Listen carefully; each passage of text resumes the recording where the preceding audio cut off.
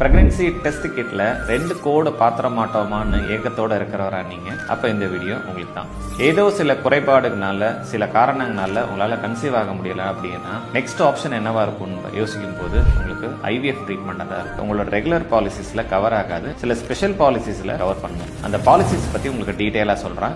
அது மட்டும் இல்ல டெலிவரிக்கு ஆகக்கூடிய செலவுகளும் இந்த பாலிசில கிளைம் பண்ணி. ஐவிஎஃப் ட்ரீட்மெண்ட்டுக்கு வெயிட்டிங் பீரியட் இருக்கும், மினிமம் 24 months. ஸோ 24 மாசத்துக்கு அப்புறம் வரக்கூடிய ஐவிஎஃப் ரிலேட்டட் ட்ரீட்மெண்ட்டுக்கு நீங்க கிளைம் பண்ணிக்கலாம். இது ரெகுலர் மெடிக்கல் இன்சூரன்ஸ் பாலிசி வச்சிருக்கோம் அப்படின்னா அதுல ஐவிஎஃப் ட்ரீட்மெண்ட் வந்து கவர் ஆகாது. இந்த பாலிசி எடுத்த உடனே சில பேர் ஐவிஎஃப் ட்ரீட்மெண்ட் எடுக்கணும்னு நினைக்கிறாங்க. அதுக்கு ஆப்ஷனே கிடையாது. நீங்க கண்டிப்பா 24 months வெயிட் பண்ணி தான் ஆகணும். அண்ட் உங்களோட ப்ரீவியஸ் கண்டிஷன்ஸ் என்ன இருக்கு, இதுக்கு முன்னாடி நீங்க ஐவிஎஃப் ட்ரீட்மெண்ட் எடுத்துருக்கீங்க அப்படின்னீங்கன்னா அதோட டீடைல்ஸ் கொடுத்து நீங்க அப்ரூவ் வாங்கிட்டு நீங்க இன்சூர் பண்ணா மட்டும்தான் ஃபியூச்சர்ல வரக்கூடிய ஐவிஎஃப் ரிலேட்டட் ட்ரீட்மெண்ட்டுக்கு நீங்க கிளைம் பண்ணிக்கலாம்.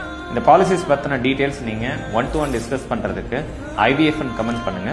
பாலிசியோட டீடைல் உங்களுக்கு டைரக்டா DM பண்றோம். மெடிக்கல் இன்சூரன்ஸ் சம்பந்தமான முக்கியமான விஷயங்கள் நீங்க தெரிஞ்சுக்கிறதுக்கு என்னோட பேஜ் ஃபாலோ பண்ணுங்க. உங்கள் மருத்துவம் எங்கள் செலவு.